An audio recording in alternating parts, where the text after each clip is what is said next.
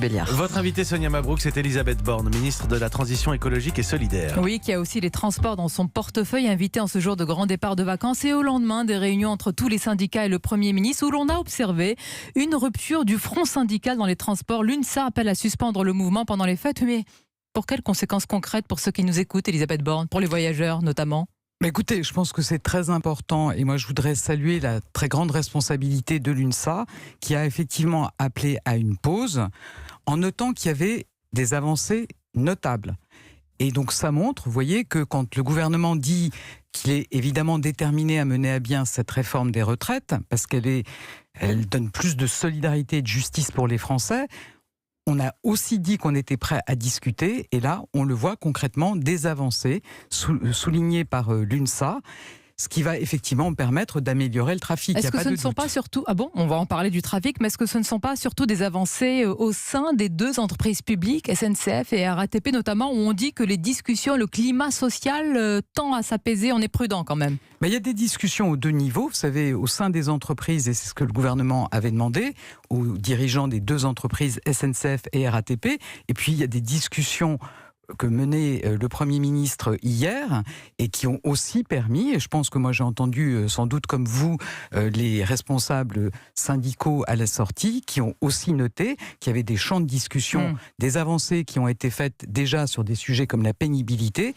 et puis tout un programme de travail qui va se poursuivre au mois de janvier. Et je pense important de noter que l'UNSA ferroviaire a souligné qu'il y avait bien des avancées.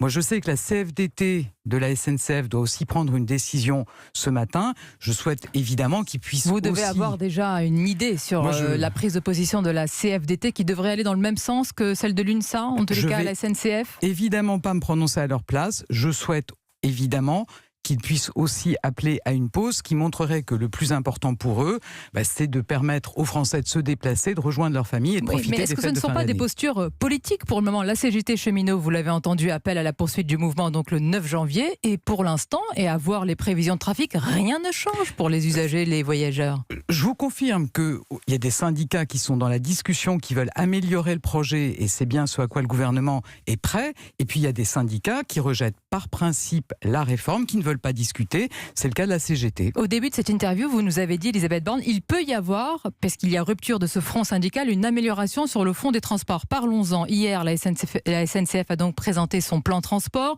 pour le 23 et le 24 décembre. En moyenne, 41% des TGV et des intercités garantis. C'est très perturbé. Alors, on avait demandé à la SNCF de mettre le paquet sur ce week-end, le week-end de grand départ. Vous appelez ça le paquet ? Je parle de ce week-end, effectivement, où ils s'efforcent de proposer des solutions pas idéales à tous les voyageurs qui avaient pris un billet. Effectivement, après, ça peut pas être le même niveau quand on a 50 à 60% des TGV qui circulent. C'est pas comme si 100% circulaient. Moi, j'espère qu'avec la position qui a été prise par l'UNSA ferroviaire, et j'espère il peut la vraiment CFDT, y avoir une détente en fonction de cette prise de position de l'UNSA? Ah mais c'est clair que l'UNSA, vous savez, c'est le deuxième syndicat de la SNCF, donc ça compte. Et la CFDT de la SNCF a aussi un rôle très important. Donc voilà, donc si tout à l'heure la CFDT de la SNCF, qui aurait rejoint l'UNSA justement à la SNCF, affirme qu'il y a une pause pendant Noël, ça veut dire qu'on peut avoir des garanties plus importantes dans les transports et la présence de trains? Bien sûr, bien sûr. Il peut y avoir des syndicats qui resteront jusqu'au bout contre la réforme et il y a des syndicats qui prennent en compte les avancées qui sont importantes pour les agents et dans ce cas-là, évidemment, ça permet d'améliorer le service aux Français. Elisabeth Borne, c'est vous, c'est de manière générale le Premier ministre et le gouvernement qui a demandé ce plan transport à la SNCF. Tout à l'heure vont être annoncées aussi les prévisions pour le 24 et le 25 décembre. Il faut quand même attendre à chaque fois avec une tension nerveuse, une grande anxiété pour les familles à chaque fois pour avoir jour après jour la garantie ou pas de train. Moi, je suis bien consciente que tous les Français souhaiteraient pouvoir partir en toute sérénité en vacances. La SNCF, elle est très mobilisée pour faire le maximum et puis informer au plus tôt les voyageurs. Et plus, effectivement, les syndicats ou les agents reprendront le travail, mieux ça se passera pour les Français. Et je pense que c'est très important de permettre à chacun de rejoindre sa famille pour les fêtes de fin d'année. Avec une ouverture, on va attendre la décision de la CFDT, on verra tout à l'heure, mais vous semblez plutôt optimiste. Alors il y a la situation, il faut en parler, Elisabeth Borne, de milliers d'enfants privés de train et pour beaucoup d'entre eux empêchés de rejoindre l'un de leurs parents. Ce sont souvent des enfants de couples divorcés. La SNCF a dû supprimer ce que l'on appelle la prise en charge de ces mineurs jusqu'à Noël. Il n'y a rien à faire pour répondre à la détresse de ces familles? Vraiment rien? Je suis très consciente qu'il peut y avoir des familles effectivement qui sont séparées, 6 où 000 les enfants doivent voyager seuls et donc accompagnés. Franchement, je pense que ça n'aurait pas été raisonnable, avec les perturbations qu'on va avoir ce week-end, d'avoir des enfants qui voyagent seuls dans ces conditions. Pour des questions de sécurité, vous dites que c'est impossible. Je pense qu'il n'y avait pas d'autre choix. Mais pour des questions, j'allais dire, humaines, comment faire? Écoutez, malheureusement, la sécurité, ça passe avant le reste. Est-ce que vous demandez, Elisabeth Borne, d'engager bientôt une procédure de remboursement intégral de l'ensemble des usagers, des voyageurs, SNCF et RATP depuis le début de la grève? Alors bien sûr, il y aura des remboursements, hein, ça a été dit déjà par la RATP il y a quelques jours. Et quelle modalité? Remboursement pour tous, intégral? Là, c'est des discussions qui doivent avoir lieu entre la présidente de la région Île-de-France et les deux entreprises. Elles ont commencé ces discussions?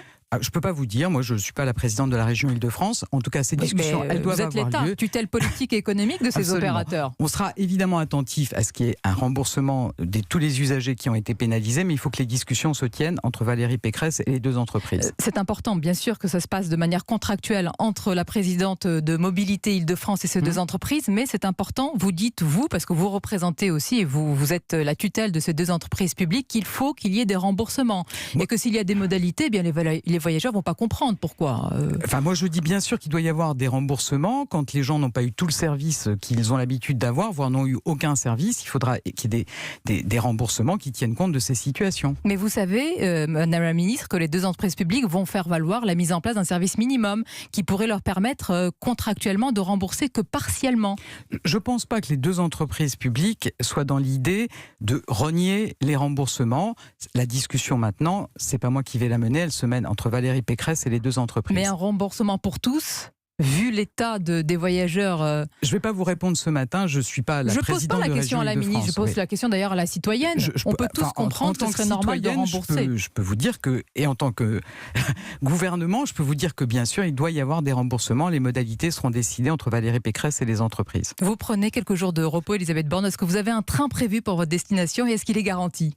Je n'ai pas prévu de prendre le train à court terme. Tant mieux, il n'y aura pas de galère d'échange pour vous, parce que là aussi on n'en a pas parlé, les échanges de billets sont terribles. Est-ce que vous dites aujourd'hui, en ce vendredi de grand départ, d'abord bonne fête, j'imagine, aux auditeurs voyageurs, mais aussi bonne chance? On imagine, hein, on est vraiment avec eux, on les accompagne depuis le début de cette grève dans les gares. Aujourd'hui, ça va être compliqué.